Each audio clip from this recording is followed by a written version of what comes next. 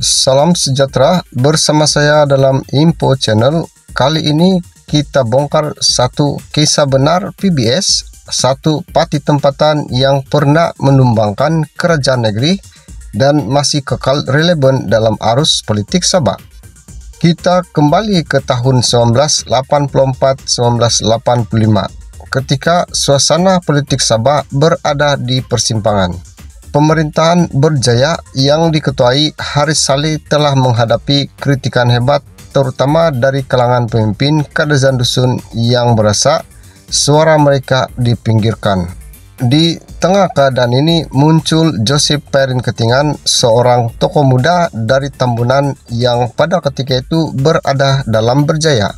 Walaupun dalam berjaya, beliau mula berani menentang dasar pati apabila beliau melihat penyimpangan dan kurang perhatian terhadap isu hak negeri dan identiti masyarakat tempatan.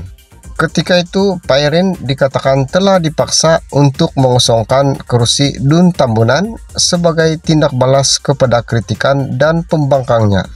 Beliau kemudian bertanding sebagai calon bebas dalam pilihan raya kecil Tambunan pada Desember 1984 dan menang dengan majoriti besar sekitar 3.048 undi.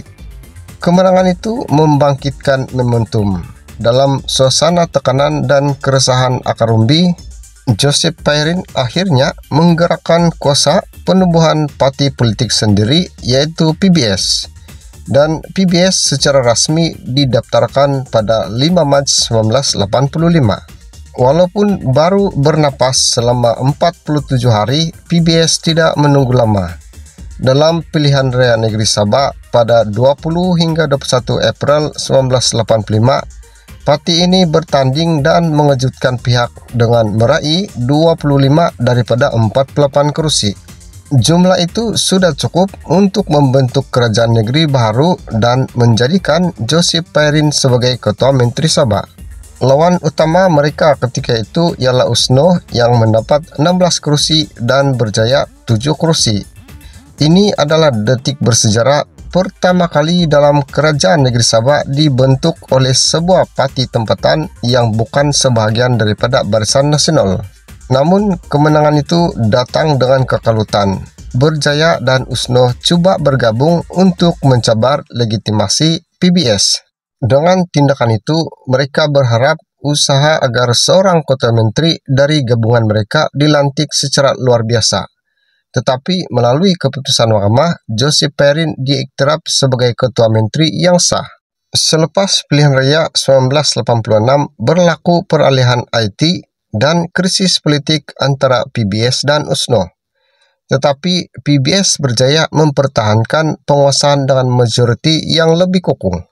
Pada tahun 1989 berlaku perpecahan dalam kalangan pemimpin PBS apabila sebahagian pemimpin etnik Dusun dan Bajau membentuk akar, menandakan era geseran dalaman politik Sabah. Dalam pilihan raya negeri 1990, PBS menang lagi dan ketika itu turut bergabung dengan Barisan Nasional sebagai komponen persekutuan. Tetapi kemudian menarik diri pada 1990 akibat ketegangan dan tindak balas terhadap dasar persekutuan. Puncak cabaran PBS datang selepas pilihan raya negeri 1984. Walaupun PBS memenangi kursi terbanyak dalam pilihan raya negeri, berlaku gelombang lompat parti dari dalam. Hampir semua adun PBS melompat menyertai BN menyebabkan PBS gagal membentuk kerajaan. Tun Sakaran Dandai dari UMNO dilantik sebagai ketua menteri. Daripada kejadian ini dianggap sebagai pukulan maut kepada dominasi PBS sebagai kerajaan negeri. Setelah itu, PBS terus berdepan cabaran, kehilangan kerajaan negeri, peralihan banyak ahli ke BN, dan memerlukan strategi baru untuk mempertahankan relevansi. Dalam dekad-dekad berikutnya, PBS terus wujud sebagai parti pembangkang tempatan, tetapi sekali bekerjasama dengan penyokong kerajaan persekutuan koalisi negeri. Kini PBS adalah salah satu daripada pihak komponen Gabungan Rakyat Sabah GRS yang menjadi kerajaan negeri pada masa ini. Baru-baru ini pada 26 Jun 2025, PBS mengumumkan secara resmi bahwa ia akan terus bersama JRS bagi menghadapi PRN ke-17 Sabah. Di tengah-tengah kerjasama ini pula, hubungan PBS dengan UMNO dan parti lain sering menjadi bahan spekulasi. Ada dakwaan BN menawarkan kerjasama kepada PBS, tetapi PBS menegaskan bahwa itu bukanlah perkara pokok.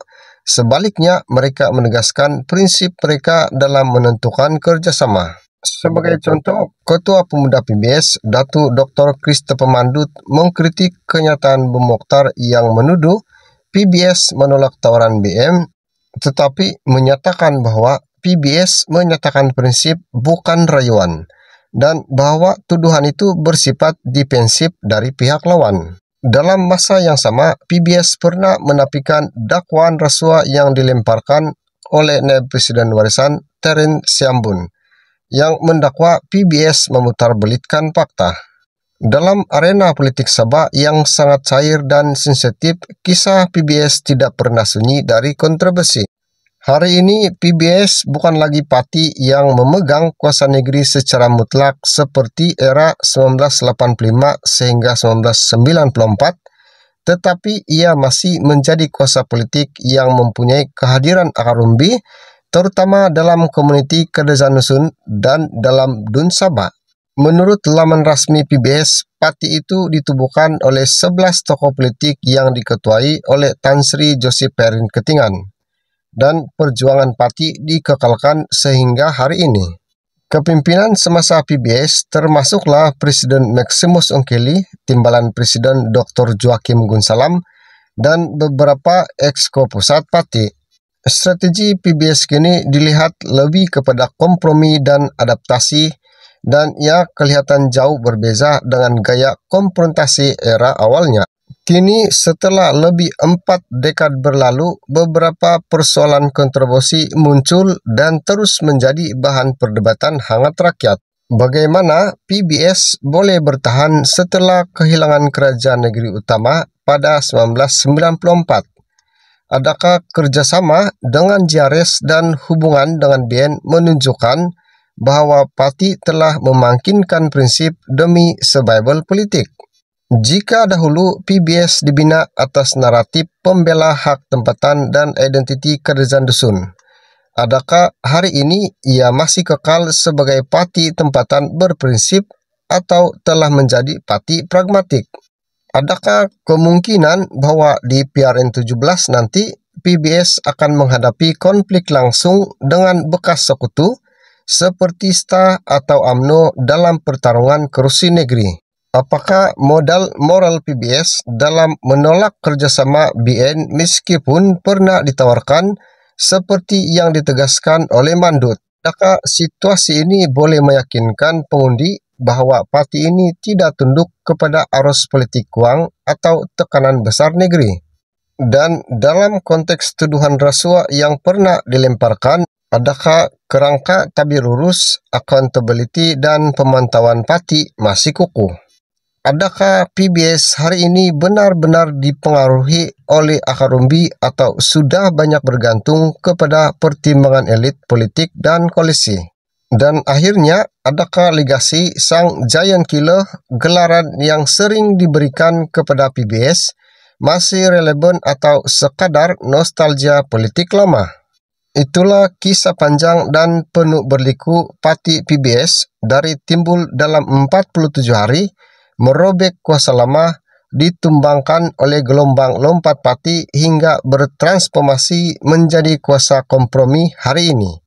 Jika Anda mahu cerita politik Sabah yang lebih mendalam, termasuk siapa dalang lompat parti 1994, apakah strategi PBS waktu genting dan siapa yang untung rugi kuasa hari ini, tinggalkan komen Anda, tekan butang like dan share video ini, mungkin ada episode yang belum diceritakan.